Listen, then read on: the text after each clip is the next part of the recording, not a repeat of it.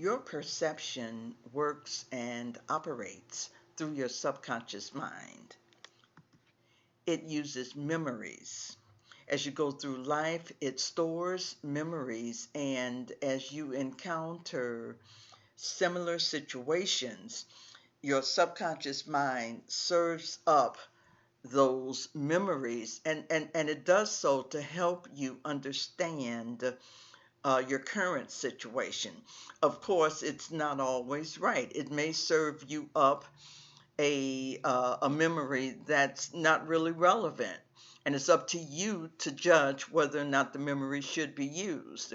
It's kind of like using a computer and you put in a website into the browser, but you go to something totally different. You wouldn't use it because it's not what you're looking for. In addition to using memories, it also uses emotions. When your subconscious mind stores a memory, it encodes or it tags that memory with an emotion.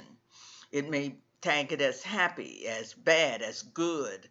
It may tag it as dangerous, as harmful. And when it gives you the memory, it also gives you the emotion.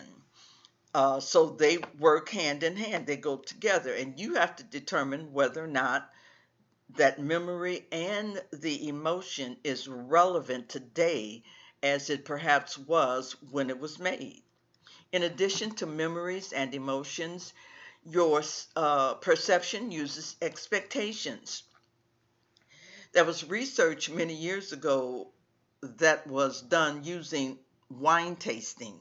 And what's interesting is they gave these participants 2 glasses of wine to taste. One glass of wine was priced at $10 a glass, and the second glass of wine was priced at $90 a glass. And what they did is they measured brain activity as these participants were tasting the wine. And what's interesting is when they tasted the $10 a glass wine, there was not much brain activity. But when they tasted the wine that was priced at $90 a glass, their brain activity just exploded. What was interesting is it was the same wine. What does that say? It says that that subconscious mind created their reality from their expectation and not necessarily from the real facts. And lastly, your subconscious mind uses preconceptions or biases that we may have. This is why if you've ever served on a jury, you'll notice you will always hear the judge instruct the jury not to form any type of theory about the case until they have heard all the evidence. Well, it's because of the way the subconscious mind works. If you form a theory off of just a small portion of the evidence before you've heard it all, your subconscious mind will develop the case around your theory. And so you always want to wait until you've heard all the evidence before you come up with a theory. And this way you allow the facts to drive your theory or your decision and not the theory. You don't want the theory to drive your decision no more than you want your theory to drive your reality. But why is perception important to you as a leader?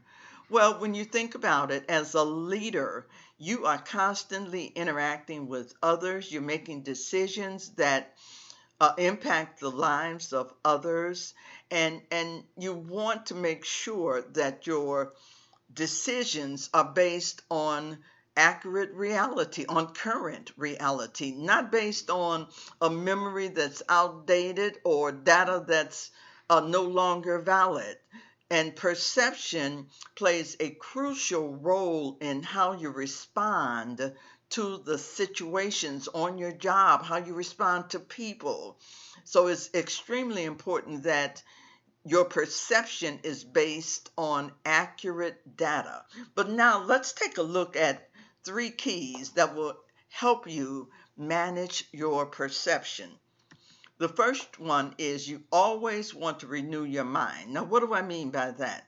I mean that you always should be on a quest for truth.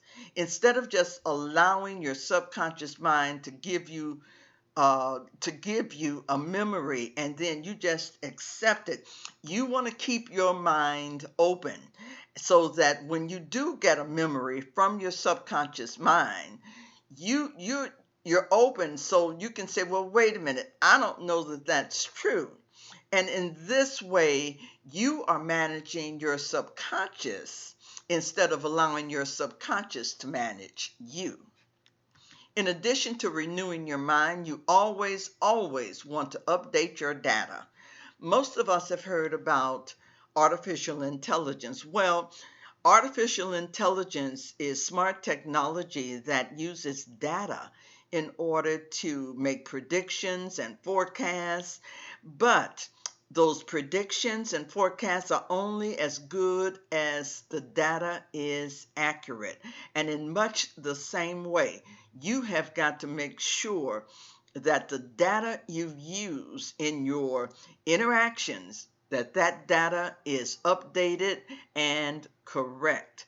And that means not only being open, but it means that you've got to upload it, to your brain. When your brain says something that's not true, you've got to be aware of that, and you've got to be willing to say, hey, wait a minute, I've got some new data. I remember, I know something new, because we all change over time.